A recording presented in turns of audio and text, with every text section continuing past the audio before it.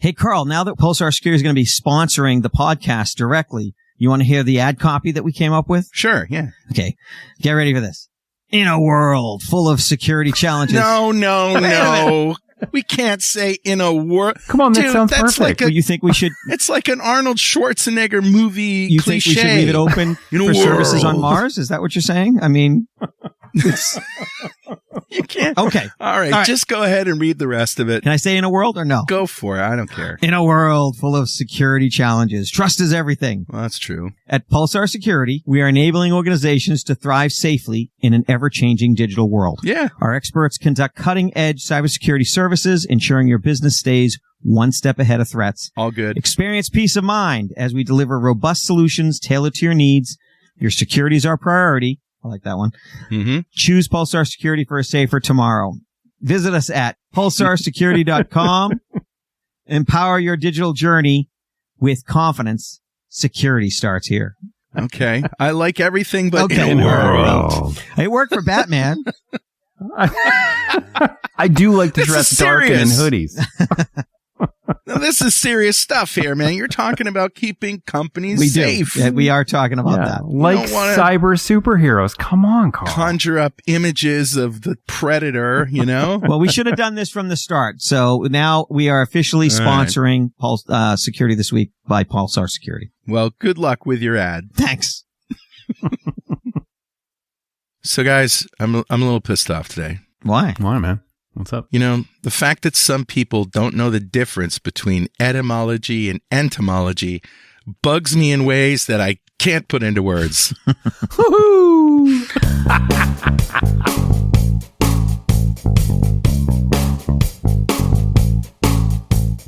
All right, guys. How's your week been? Good. Busy. Good. Yeah, busy. Lots Yeah, of it's been people busy. worried about security things. Yeah, Things and stuff. You know, it's always it's good. becoming like the number one issue, not only in It's been the number one issue. People are just waking up to it. yeah, like it's making mainstream news. The ransomware thing that we talked about, the healthcare company that they're still offline. We thought 15 years ago when we were in this industry, like, you know what? In 10 years, they're going to have solved a lot of these things. Yeah. SQL injection isn't going to be a thing. I remember. Listen, kids. I remember before there were firewalls on the internet. Like when you dinosaurs literally roamed the plains. No, you would literally as a business get a Class C address, 255 addresses, and you would put every device on the internet, your printer, your computers, your servers, your whatever. And I remember when, and if you wanted to use the phone, you had to hang up and not use the internet.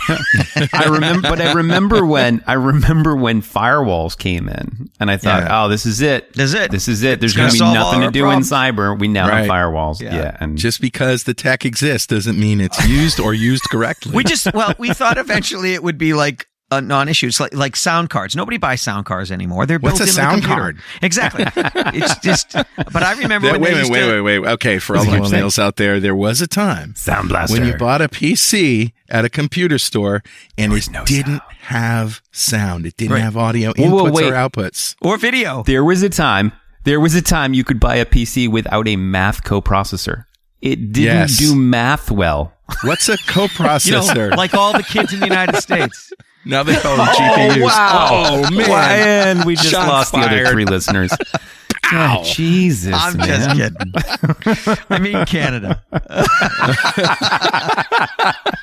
Nice save. Hey, all right, let's get to the stories here. Cybersecuritynews.com reports vulnerability in 150,000 plus Fortinet devices let hackers execute arbitrary code remotely. So before we get into this, I got to say something. So Fortinet used to be the new hotness for a while. Fortinet was the best firewall on the market for a while.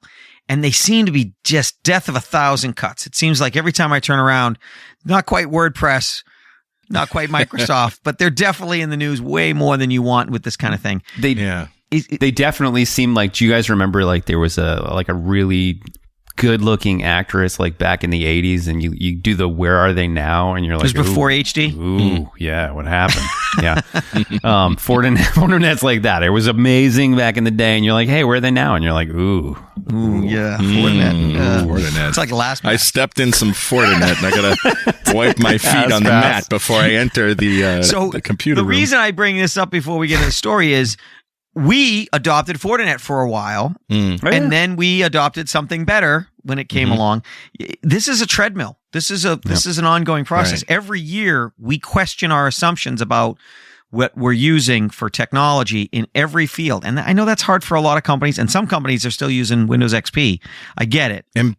But you're really, especially when it comes to the edge, especially when it comes to firewalls and VPNs and things like that and wireless technologies, that's where you really need to evaluate every year. I think what you're saying is that based on the concern and the popular concern of security and the growing threat, that Security This Week someday might have 10 listeners.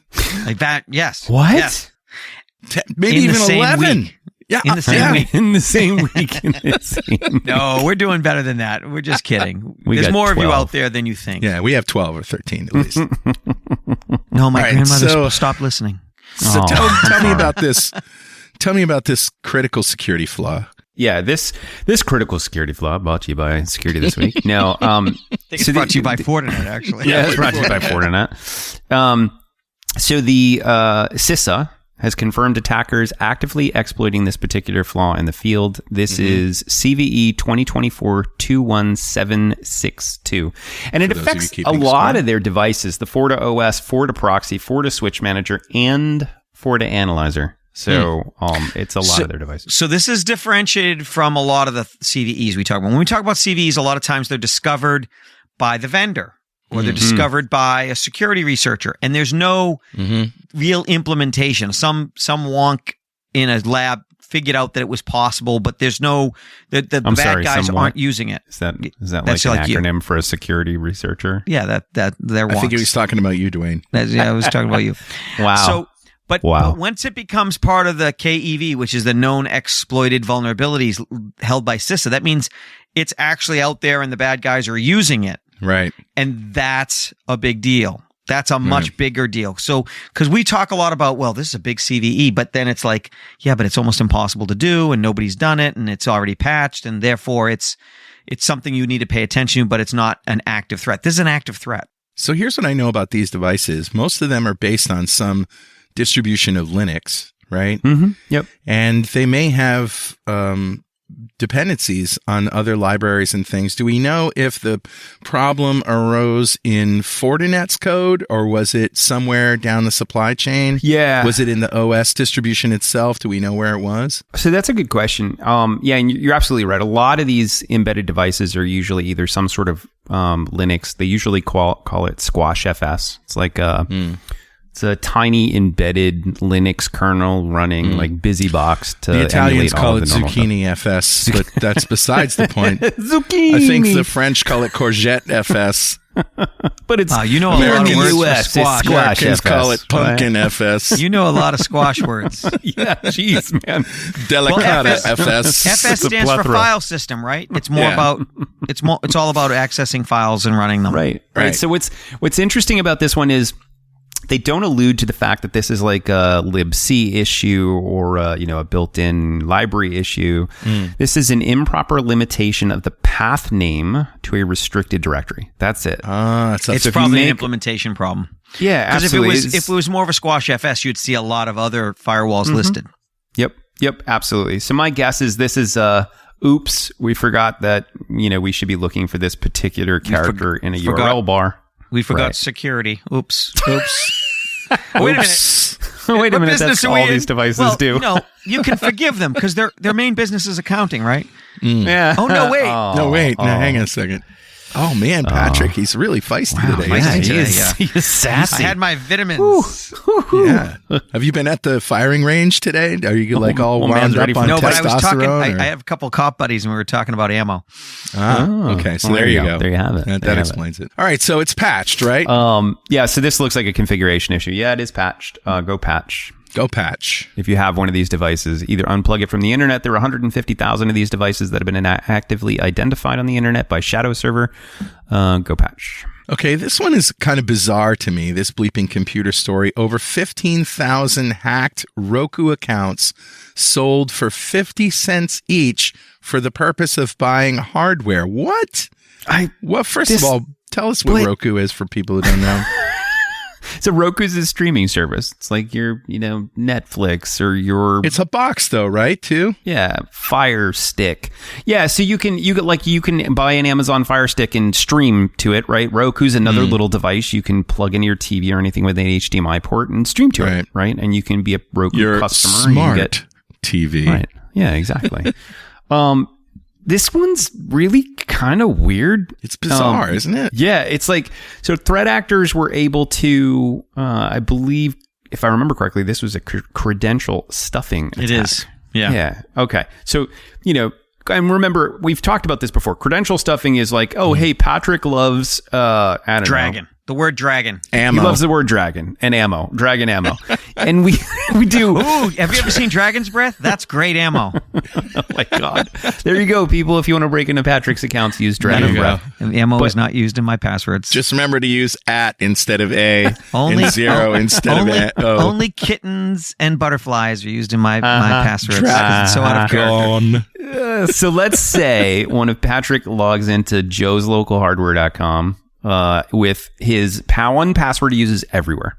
Mm-hmm. Dragon 1. And they get leaked. It gets cracked into, that password gets leaked. Well, you go, okay, well, I know Patrick used this password on this site. I'm going to try it on every other site. Right. So credential stuffing. If I take all of the usernames and passwords I found on the internet and I try them all on Roku, this is saying about 15,000 customers use the same username and password on Roku they use somewhere else. And they probably tried it against millions of passwords. Oh, yeah. Oh. Yep. So they get like a, leaked password dictionary somewhere. Yep. Like, Have I Been Pwned has them. Yeah, exactly. Yep. Yeah. Yeah. So, and then they log in here. And the thing I don't understand, so you get saved credit cards with Roku.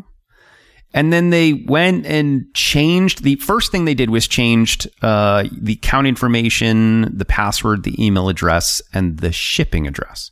Now, that should be a tip off to Roku. Hey, this person just logged in, probably from a place they've never logged in before, and then just changed all of their account information and then bought a piece of hardware and had it shipped. Yeah. That's not a red flag to Roku. Yeah. Like, you know what? And it happened to 15,000 customers. Look at these people. They are moving, right? No, that's probably somebody broke in there. So did they actually buy 15,000 Roku devices?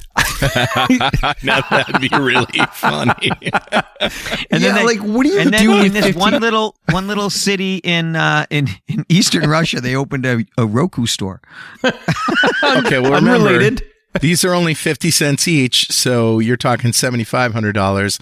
They couldn't even really buy a nice car for that. I thought that the 50 cents each was how much they were selling each record for. Yeah, that's how much they were selling each account for, is 50 cents. It's a validated account with a credit card. Now, it's limited, right? You can only buy a Roku device. So, oh, okay. But that means for 50 cents, as the hacker, I could sell this account for 50 cents. And if you, Carl, bought the account for 50 cents, then you get a Roku device for free, right? Because you could then change the shipping address and have it shipped to you. And if I got a hold of you, free room and board for 10 years. Ooh. That's nice. So there's that. Man, he's really feisty today. Yeah, I'm trying. Yeah. I'll tone it down. All right, so let's move on to our next story, which is more closer to home for most people. Police warn of thieves using Wi-Fi jamming tech to disarm cameras and alarms. I saw this in a Bruce Willis movie. I can't believe they gave away our tactic, honestly. No. I've been talking about this for years. Hard breach.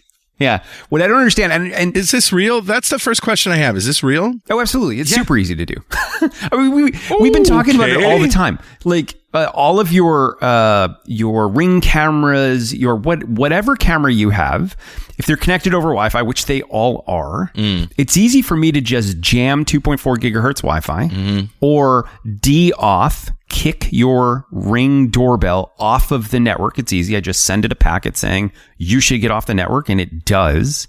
It's criminal career advice. So, all right, to add to that, if you use a software-defined radio, you can block cellular as well.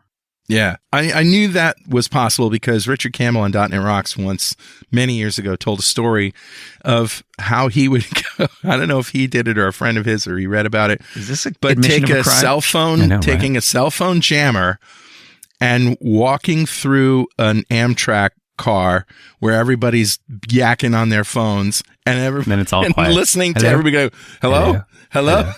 Hello? Yeah, I believe it. Yeah, and you'd have super illegal. You'd have to be careful on an Amtrak car, and here's why. Yeah. We went down to a DoD run facility to crash trains, and yes, this is the one Patrick doesn't want you to talk about. Yeah, and look, he's sighing now. Let's just say some of the frequencies that cell phones use are very close to the same frequencies that track switching uses. Ooh, but anyways, that's no good.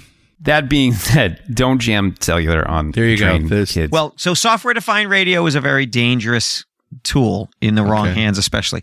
This is the baby step version. So there's devices you can get that'll do Wi-Fi jamming. They're easy to get. The Wi-Fi Pineapple, I think, probably has that functionality. Yeah, it can jam. Sure. Yeah, so it'll de-auth constantly. But the next level would be software-defined radio. And if that's the case, the bad guys could not only block the Wi-Fi, they could block the cell signal. Oh, sure. And so, like, a lot of times you'll have a backup. Like, Dwayne and I have used some of the same technology for our home phones because we still keep home phones because it's a nice backup. Right. But they're dependent on their VoIP, their voice over IP. So they're dependent on the internet. Right. And so you have the backup of the internet over either Starlink or 5E, 5LTE. So that way you have a cellular backup. Well, even that, everything's subject to... Everything's breakable, all of it. Exactly. Did you know that the SWAT teams will very often come through a wall instead of going through a door? Yeah, because they're less protected. And there's more surprise there. Suddenly the guy's coming, he's like Kool-Aid Man coming through the wall. Like the Kool-Aid Man. Oh, yeah. Who's thirsty?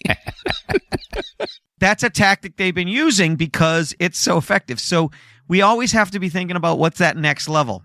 So these cameras, like I said, we've been talking about this for years. And I used to tell people, I'd be like, oh, you got a Ring cam. That's real cool. I can de-off it, kick it off your network, and then walk into your house, stop the de-off, and it won't, not only does it not see me, but it doesn't record the fact that it was disconnected because these things kind of reconnect and disconnect all the time. Yeah, so it doesn't record while it's offline and it doesn't record while it doesn't see me. So like the devices in the past, I could easily just kick it off my network, go walk around my house or whatever and turn it back on. And it's like you were never there. And it's just because most people don't think about the fact that somebody might do that. In all the heist films, you have to put it on a loop. and they catch it. And they catch it. That's a Hollywood device, so Joe Popcorn can understand it. But listen, here's the critical question: is there any way to protect yourself against this? Well, okay. Build a Faraday cage around your house. No, because then it wouldn't be able to communicate. Break the Wi-Fi. Right? Absolutely. Having an alternate communication band would be useful, but it's not proof point. Alternate communication band. So Patrick's way of protecting himself is he has a dog and guns. That's one way. But another way is like these devices. I know, right? Scary. These devices, you can have your Wi-Fi and you could have a system like Node-RED or whatnot constantly monitoring if you're receiving de-auth packets. You can have it constantly monitoring to see if a device is online or not, and then to notify you if it's offline. So there's certain things you could potentially do. But if somebody comes and jams all 2.4 gigahertz and 5 gigahertz in the area, shutting down Wi-Fi, then anything Wi-Fi connected is just not going to work. It's that the way it is. Is there such a thing as cameras and things that you can connect not via Wi-Fi, but that are wired? Oh, yeah. That are wired, right? But you got to run wires everywhere. Right. Yeah. It's so convenient. I know, right? To have this Wi-Fi. Yeah, you'd freak people out if you ran real wires to a camera, Ring camera. Unless you buried them in the wall. Ring cameras don't have a there's no receptacle. RJ45 port. Yeah. So you'd have to use some other off-brand. Right. I'm sure Shenzhen makes them. Oh, I bet they do. Yeah. Oh, yeah. Let's go get them. Ooh, that sounds good. I should never travel to China again. No. No, you can't even order Chinese food at this point. So this is a thing. This is something you should be worried about. But, honestly, somebody comes to your house using Wi-Fi jammers. They're reasonably sophisticated. They'll probably steal your Tesla first. I mean, as Dwayne said, my primary defensive systems don't use Wi-Fi because I can't figure out how to connect the dogs. Right? Yeah. Neuralink, maybe. All right, so this is worth worrying about, I suppose. Yeah. How often are these crimes committed? Like, is this becoming more and more popular? Most violent and property criminals are not high tech. Yeah. No. So if you're guarding a diamond and millions of dollars in gold bullion, yeah, you probably need to think about this kind of thing. But if it's just your house, you'd have to have a pretty technical stalker for this to be a thing. Now, could this become a tactic of gangs in the future? Yeah, it could be, but it hasn't been yet. Yeah, and we find a lot of criminals who are breaking into a house will get freaked out with things like just automated lights that turn on when you walk in the driveway, right? Like, so there are simple sort of protection things you could do. Right, yeah, exactly. Like having sensors that will light up everything around your house is not I wonder if you get some smart bulbs that'll only go on when they don't have Wi-Fi.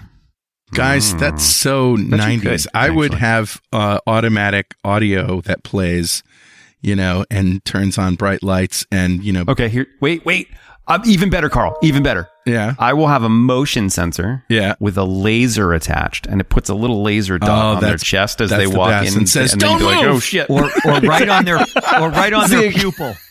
Right on their pupil. A guy still in your driveway in the morning with his hands up, peeing himself. And then your mailman comes to the door, tries to deliver. Don't move, laser. If you put the laser on their grandma, don't move, grandma. Put the laser on their pupil. I think you'll do more to stop them. You could. Just two lasers right in the eyes. If we just get some good AI to determine between grandma the mailman and a perp, then, you know what? Cognitive services in Azure. What could go wrong? What could go wrong? Easy.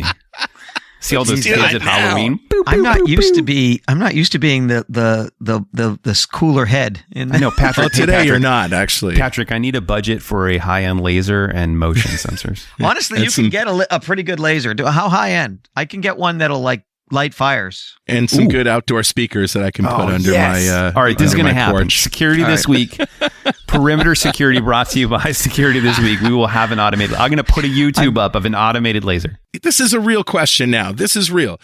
Can I create a jammer detector somewhere outside of the perimeter of my house that can then notify me, hey, somebody's walking with a jammer towards you? If it uses cellular, but again, as long as it's not jamming cellular. No, well, you can, but the other thing you could do is use lesser known protocols.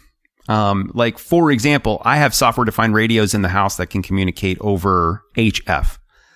So I have radios that I could fire up over software that would contact me on a handheld radio, right? So you could do it, but... Well, the question is, can you detect them, though? Oh, yeah.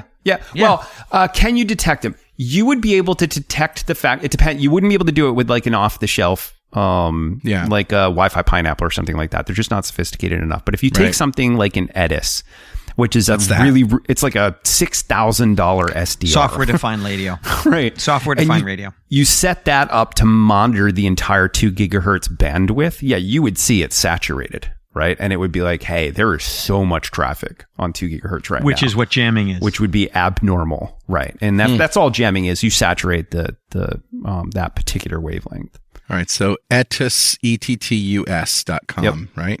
They're probably some of the most high-end. They're expensive. Okay.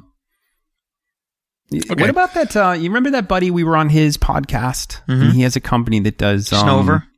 Yeah, military Berkeley, Wi-Fi. Berkeley's the name of the company. Yeah, I wonder if they'd have the ability to detect jamming as well. I haven't looked into it yet. Knowing him, if you mentioned it to him, he'd create a product. Probably. Yeah, he's smart. He's a smart dude. Yeah. Okay, let's take a break, and we'll be right back after these very important messages. Stay tuned. And we're back. You're listening to Security This Week. I'm Carl Franklin. That's Patrick Hines, who's a little feisty today. And that's Dwayne LaFlotte, who's a bit more subdued than normal, but still dangerous.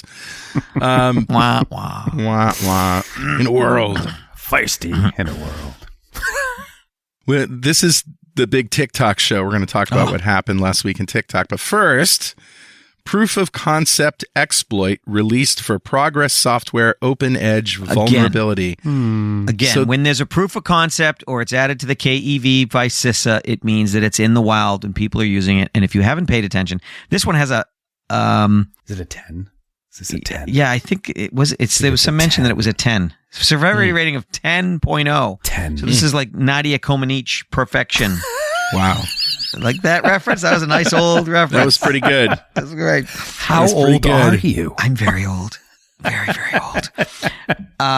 What was the name of that song that was very popular? It's like Brian Bortano. What's up? Nadia's theme. Yes. Bling, bling, bling, bling, bling. See, Carl thinks in terms of music. Bling, bling, bling.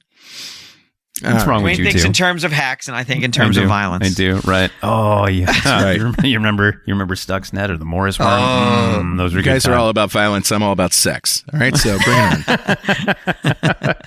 on. That's the about difference. Rock and roll. Yeah, exactly. Sex, drugs, and rock and roll. What are you, a Canadian? I'm a Candian from John Candy's camp.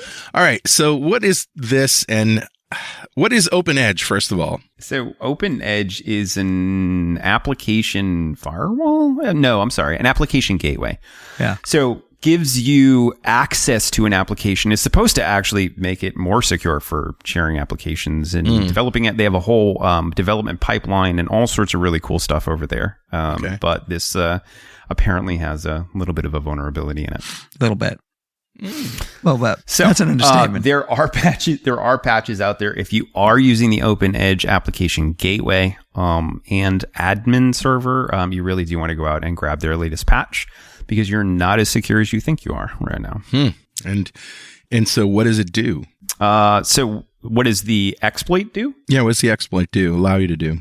So potential issues here. If you were able to exploit this, it would give unauthenticated access. So this isn't an authenticated RC. We talk about like, oh, well, if you can log into the system and then run this exploit, you get access to everything. This is unauthenticated. Don't need a username and password. And I can log into this system and I can get access to all of the instances that are running in Open Edge. But it makes you NT authority system, right? Right. Which is so that's an account that every super user, every Windows server has. Well, and it's like God mode. Yeah. Mm-hmm. So that's why it's a 10. Basically, it doesn't require privilege escalation, and it gives you remote code execution all tied in one. Bundled up in a one. So this is bad. Go patch. Basically. Well, especially now that this is the news that says, and now we're starting to see it. The exploit, a proof of concept exploit was released. Now, the patch came out, so therefore people should be protected. And enough time has gone by that they're like, okay, we can show a proof of concept so that testing can be done. But that also means that the hackers can get a hold of the code without having to create it themselves, and they can weaponize it. And so we're now at this point where we've all been warned, patch this stuff, fix this stuff. And if you haven't, then I don't have to outrun the bear. I just have to outrun you. Right. All right. Shall we get to TikTok? Yes. Ooh, I love the TikToks. So Wednesday, gonna get enough of them soon. Wednesday the 13th, the House passed a bill that would ban TikTok if its Chinese owners don't sell the app to a United States company within 6 months. And the thing that's very interesting about this bill is that it was practically unanimous, but on both sides of the aisle. Yeah. So here's the thing. Which is weird. Yeah, that doesn't happen. Well, so there's a few things that I want to state out here. From what I understand, they were about to, when it was in committee, before it came out of committee, TikTok sent to millions of their users information on who to call and how to call them to fight this. Yeah. And it had the opposite effect. It pissed people off because it's like, this is exactly why we think we need to outlaw this. China has control of an organization that can reach deeply into millions of people. It's not just about the information of those people. Yeah. It's the ability to influence them, to control them, to misinform them. Yeah, and so ByteDance is a Chinese company. I doubt very much. I think the biggest, weakest link here is if this does get past the Senate, it will get signed at the White House. If it does get past the Senate, I think China is going to say, no, we're not going to do this. Now, here's another bit of information I've gleaned. TikTok is absolutely different in China than it is in the rest of the world. Oh, yeah. In China, it's an educational tool. It is very well monitored. It is very kid friendly. It is not the addictive fentanyl type. Digital fentanyl. Digital fentanyl. Which that'll be my next app. Different. Why? Because the Chinese don't want that in their systems. They don't. So I know it's a slippery slope to ban things like this, but I'm in favor of it. I think we should ban it. So I too am in favor of banning TikTok altogether. But listen, I'm hard on social media anyways, because social media tends to be kind of a blight and destructive, especially for younger kids, teenagers and younger. It's just it's too much in what they're doing. But anyways, but I also have this, it's a weird message to send, right? Because the US says, hey, we want this banned. We want you to, a US company to be running it, blah, blah, blah, whatever. And then, what was it? During the Super Bowl, President Biden is TikToking. They aired a TikTok. Yeah. He was answering questions, and you're like, you can't beat him, join him. Wait, and you're like, wait, hold on. And for me, it's a security guy. I'm always like, where did they install that TikTok? Whose account is that under? Is that on a phone that actually has access to the White House? Did they throw that phone away? They should have snapped it afterwards. Yeah. Maybe, I don't know, whatever. All right. So here's my opinion. Patrick, you make a great case that it's not just about getting the data, because they could buy the data from Facebook, Instagram, Twitter, any number of places, because they collect the same data. Exactly. Right. What the potential problem is the influence. And we saw this in the 2016 election. Interference from Russia, possibly interference from China. We don't really know yet, but they could certainly do that, right? Especially if Russia goes down, right? Yeah. If Russia loses the ability to have that kind of control and influence over elections, China's going to step in and say, well, hey, we have this TikTok thing. And I get that. Yeah. But I kind of agree with this guy. This is on ABC News. Experts say banning TikTok won't solve security concerns analysis.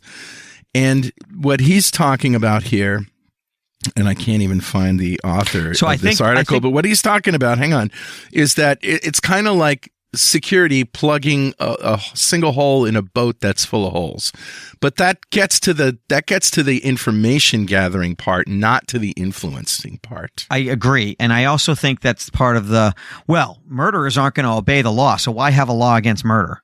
Right. It's kind of that, like, okay, so you're saying it's hopeless, we shouldn't try? True. One of the problems I have with China, among many, is we are held hostage to the rules that we set that they feel no compunction to follow. Facebook is banned in China. Yeah. Instagram is banned in China. If we just look at it as a fairness of trade compliance, ByteDance shouldn't be allowed to play in our space because we're not allowed to play in their space. Right. And the reason you have people like the NBA kowtowing to Chinese interests is because we expect them to, they're weaponizing our capitalism against us. Right. And so I think this is a way for us to kind of like draw a line and take that back. That said, I don't see anything TikTok's doing that can't be recreated by another company. I don't know that they have patents. That's a good point. And did you guys happen to catch any of the news footage of this where you saw all these content creators crying, lliterally crying, saying, I quit my job. I've spent the last 5 years of my life building up my social media on TikTok. If they take it away, I'm broke, blah, blah, blah. Okay. All right. So the time to get on YouTube. They have all summer to get on YouTube. Moved my cheese, right? First of all, experts are saying that if this ban indeed happens, it's not like it's going to disappear from people's phones. It's going to be a slow degradation of quality of service and bugs and all that stuff, and it just won't be updated. And security flaws. So there's plenty of time for people to find another platform, to reach out to their base and say, in 6 months, I'm shutting it down and my TikTok down, and come over here to this other wherever and follow me there. There's going to be a new one. They're just moving your cheese, kids. Yeah. They're not taking away your ability to make a living. They're just going to make it a little more work for you. Let's say that this happens and China goes away from the US, right? And they want this data. How do you find a data broker? Anybody? that you can just buy this information from? I don't know. Dwayne, why don't you tell us? Why don't you list a couple and give their email addresses and put an websites? advertisement up for your services, Yeah. Dwayne? Why, I'm glad you asked. So the California government has just passed a bill where all data brokers that gather this information and reside in California need to register with them. And if you go to ca.gov data brokers, there is a list of data brokers, and I see some on this list I know very well. Oh, it's me. I know. It's me. So there are some really good data brokers on this list. So if you're looking to just buy this information, sure enough, you can just go to California now as a list of all the data brokers that have some really cool stuff. Wow. Okay. You don't need to be TikTok. You can just buy it from one of these guys. There you go. So anyway, I think it's good to ban TikTok for not just for plugging the hole of, collecting data, because they can get data anywhere, obviously. Yeah, it's not about the data. It's not about the data. It's about influence on youth, especially. And so there's a huge backlash from young people in America saying, they don't want TikTok to go. But kids, just think of the downside of being manipulated by a foreign government. Would you buy a Chinese electric car? I don't know if I'd buy an electric car at this point. Well, would you buy a Chinese car? Probably not. No, I wouldn't. No. So, and if it's an electric car, it's probably much more integrated with auto drive and things like that. Right. The Chinese have been putting bans on Tesla because they won't allow Teslas to drive in certain parts of the country, which means you can't sell a Tesla in the country reasonably, because you can't own a car that doesn't work in some parts, that's banned in some parts of the country. It doesn't matter how small of a part. This is the Cold War between China and the United States, China and the West is started. It's already started. The divestiture of investment, foreign direct investment. This would be like investing in Soviet Union in 1950. Oh yeah, we're gonna have a great relationship with them. It'll be trade. Nope. Yeah. So I think we're going to see a lot more of this, even if this doesn't succeed. So the last point I want to make is a story that just came up today, that former Treasury Secretary Steven Mnuchin, if I said that right. Yep, you did. Says he's interested in buying TikTok. I bet there's a lot of people that are interested in buying TikTok. If They're saying it would cost about $100 billion. Yeah, but I still Let think me reach into my pocket. I still think that there are bazillionaires out there who think that they could do that, and who would want to and have the means to do it, because they want the same thing that China has. They want to be able to control people's they want to be able to control people. Yeah, but at least we can throw them in prison. Exactly. Yeah. All right, so I guess we made some enemies today. That's okay. We are judged by our enemies. Yeah, that's right. And maybe we made some friends too. I don't know. But if you have an opinion you want to share with us, we can read it on the show. Send it to, where should they send it? Probably to at Security This Week on X or Twitter or Mastodon or... And you and I are on X. You and I are on Mastodon. Yeah. You can't get a hold of Patrick. He's nowhere. By design. You can reach me. There's a myriad of ways you can reach me at carlfranklin.com. So send us something, and we, if you got a contrary opinion, we want to know. That's what discussion is all about. Those that need to reach me know how to reach me. That's what living in a free society means, son. For democracy. We have active dead drops.